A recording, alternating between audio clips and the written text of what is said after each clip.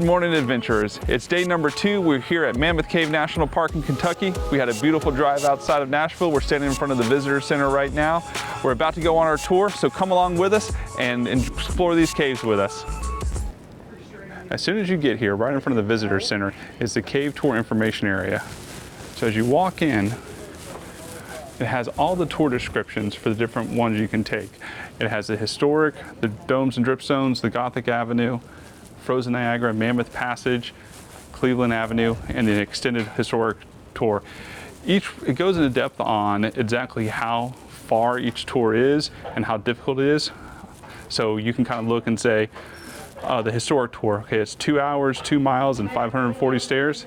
If maybe that's a little bit much for you, maybe the Gothic Avenue tour, which is 2 hours, 1 mile, and 160 stairs, might be more of your speed. But the main thing to do is to check the times. So these times are going to be subject to change, and they can be sold out. So you might want to check these times and book a ticket early, because there's nothing to do here without a ticket. As you walk into the visitor center, off to the right is going to be a self-guided tour which covers the formation of the caves and the history of the area. To your left is going to be a ranger station with the times of the current tours and where you can purchase your tickets. The rangers are here to answer any questions about what tour may fit you best. While you're here at the visitor center, don't forget to check out the displays they have. So we're going to take you through one right now, going over the history of the cave and all it can offer. So Mammoth Cave is the world's longest cave with over 400 miles of surveyed passages. So this part over here kind of gives you an idea of just how massive this cave system is, with all of the yellow being the different caves. So it's not a linear cave system of 400 miles, but just essentially a spaghetti. And then this down here gives you a great idea of just how big and intersecting and winding, almost like an anthill, I would say. And this is supposed to be just the part of the cave under the visitor center too. Yeah, so there's plenty still left to be explored if you're an aspiring spelunker.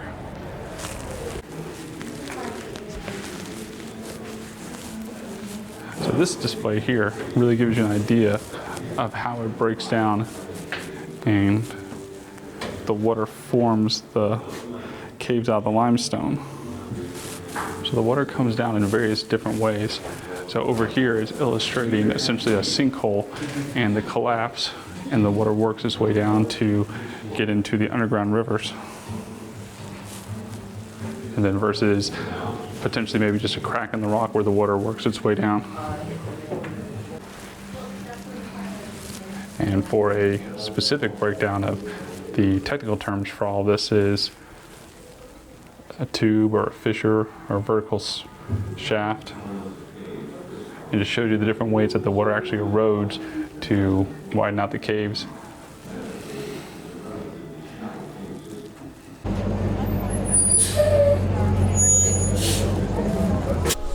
The first tour we took at the park was the Domes and Dripstone Tour. This classic tour visits areas of Mammoth Cave that have been used for nearly 100 years. The tour begins in a sinkhole where your tour guide will give you a little history about how this section of the cave was found. You then descend and make your way through narrow passages, huge domes, amazing breakdowns, and end in the Drapery room where you'll see various cave formations such as stalactites and stalagmites.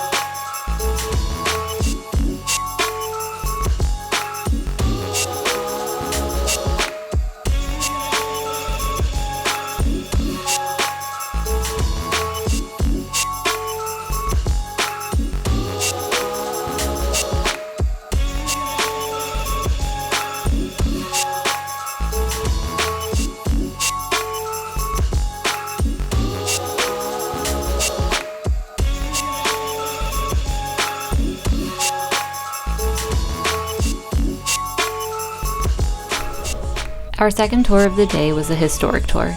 This is one of the most popular tours of the park as it visits many of the historic areas that originally made Mammoth Cave famous. You start by walking down from the visitor center to the main entrance of the cave.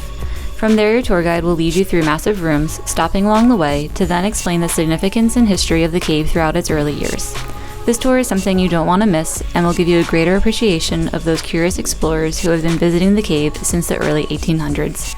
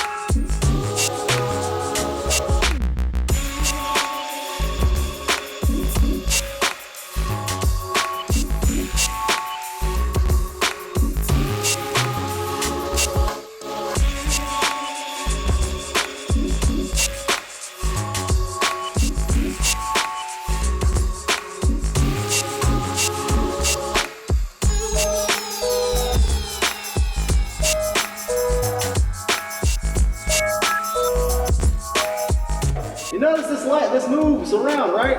That's because that lard would have blackened the glass. Not only was glass expensive, but it would have blocked it out.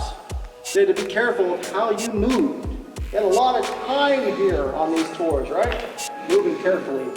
Because you didn't have those paper stones. Yours look more like mine does over here. And loose dirt to add to that. And in that time, the guides, they'd have to entertain.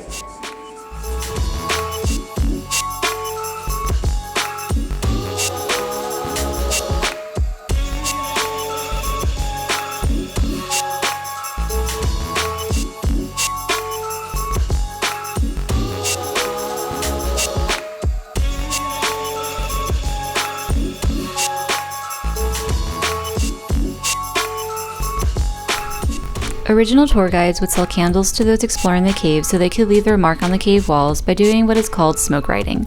Here in this part of the cave, you can see some of the historic smoke writing, some of which dates back as early as the 1830s.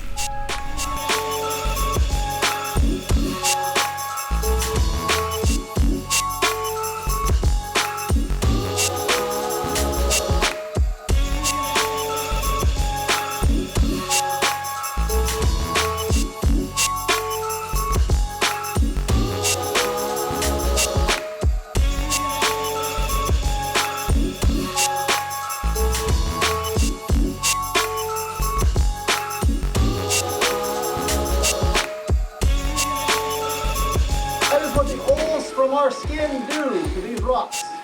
This is the one place that it is okay to touch the cave because it is going to touch you. When we get to tall man, you'll have to step up. Make sure you plant your foot. It is kind of slippery. Okay. All right, follow me.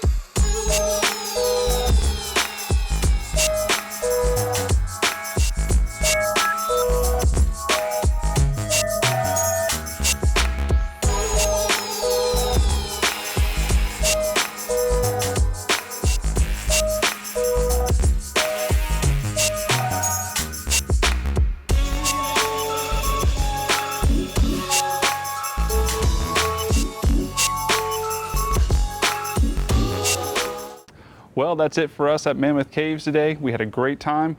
We went on a couple different exciting adventures. So we originally booked the Domes and Dripstones tour. We had so much fun on that we decided to stay a little longer and do the historic tour as well. So the two different tours, very different experiences inside the Mammoth Cave. So the very first one, the Domes and Dripstones. So that was much more, it did have some wide open vistas, but much more compact stalagmites, a lot more, maybe, I don't want to say claustrophobic, but definitely a lot tighter. Yeah, it's, like Joel said, that tour is known, it's one of their most popular ones for sure, but it's also good for if you want to see the stalactites and the stalagmites. Thank you. The other tours don't really have that as an option, except for some of the longer ones, but if you're looking for like just a quick 2-hour adventure, then that gives you a good tour of like kind of everything to see there, I would say. So that's where we started off. We started off with that tour, had a great time, and decided, hey, we got some extra time, let's do the historic trail, or the historic tour, right? Yeah. And thank God we did, because that was an entirely different experience. It was fantastic, and you understand now why they call it Mammoth Caves. Yeah, it's crazy how different each tour was. So it is also in different parts of the cave, so I guess it makes sense. But like Mammoth Cave is called Mammoth Cave for a reason. You enter and it is just vast openness all underground. It's wild. It really is. So it really kind of took me by surprise, especially the juxtaposition of the two different tours. But me personally, I like the historic tour better myself. I mean, it is called historic, so like this is the same path that they took back in the 1800s. So for 200 years, people have been walking the same path that we did. So if you're a big history buff, you can really appreciate that. And the tour does a great job explaining the history and everything that's down there. Yeah, there are some fun parts in there. But when you're looking at the tours, don't let the amount of steps, when they talk about how many stairs you have to climb, don't let that scare you off, because they're not all at one time and they're spaced out. And while there are some points that, you know, it's very tight, it could be claustrophobic, or you do have to climb, I'm not gonna lie, you do have to climb some stairs, but it's very manageable. Very, yes. Also, we're talking about tight quarters. So when you're on the Domes and Dripstones, there's a few parts where you're just like walking down, like kind of moving and dodging from the sides of the cave. But on the historic tour, you have to get almost to like a 90-degree level because the ceiling is so low. And it's just like you have to go and crouch down. It makes you at one point feel like you're actually exploring the cave. It was a really cool experience. that was fantastic. I actually enjoyed that part because what they've done, they've made the cave really accessible. That they've most of the stuff is they put a bunch of cement down there. It's almost like walking through a path, and then you get to this one section called they call it the Miseries, the Fat Man Misery and the Tall Man's Misery, and it's almost like you're exploring this cave. So it's very interesting, great tour. I can't recommend it enough to you. You're not going to be disappointed with either tour. Yeah, I would say there is a good combination. Like the park rangers here said these are like the most two popular ones. Like if you have one day to explore, those would be a good combination for sure. If I had to choose one, which would you choose? See, that's hard for me because I really like the whole like stalactites and stalagmites. I feel like if I go to a cave, I want to see that. But I can't pass Mammoth Cave either. Like seeing how large the caverns are just is mind-blowing to me.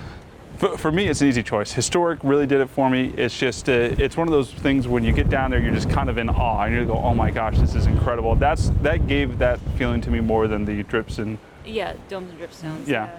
But either one, you're not going to be disappointed. If you have enough time, do both. Yes. We did the first one, had a little lunch, and then did the historic. Had a great day overall. I mean, they kind of talk about some other tours that aren't available right now. Like there's a river Styx tour where you can get more like the water features that are here, but again, not offered right now. Scared me. It's a bit of an adventure here, guys. So yeah, that one's not currently being offered, I think, during winter, but when it's like later in spring and summer, that should be something you guys have available. Let's talk about when is the best time to come. Yeah. So we're here, what's the date today? I would say it's off season, it's like mid-March. Yeah, so mid-March, we're here on spring break, and it's a little bit of a cold snap out here, but it's beautiful, and the crowds are very reasonable. Yeah, normally the tours book out at like, I think 110 people total, but our first one, the Domes and Dripstones, we had maybe 40, and the last one we just did, the historic, had like 15. Now this is in contrast to the maximum for these tours is 110. Yeah. So I can only imagine how much more time it would take and how much slower it would have been, and you wouldn't have as much time to enjoy the cave as much with that large of a crowd. So yeah, definitely, it's a good place to visit off season for sure. Yeah. So, well, thank you for coming with us for this adventure. Definitely can't miss National Park in my opinion. Yeah. So, have a great day.